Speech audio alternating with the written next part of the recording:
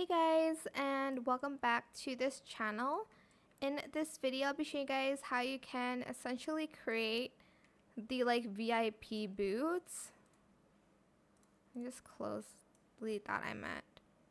First, you're going to select these boots and you're going to color it the color of those boots.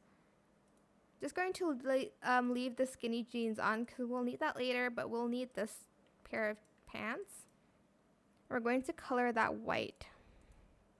Remove the pattern as well, the denim texture.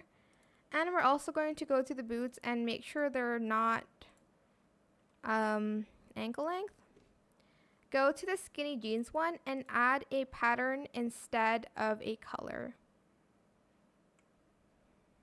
So we're going to just find the jeans pattern. Of course, that's the best one.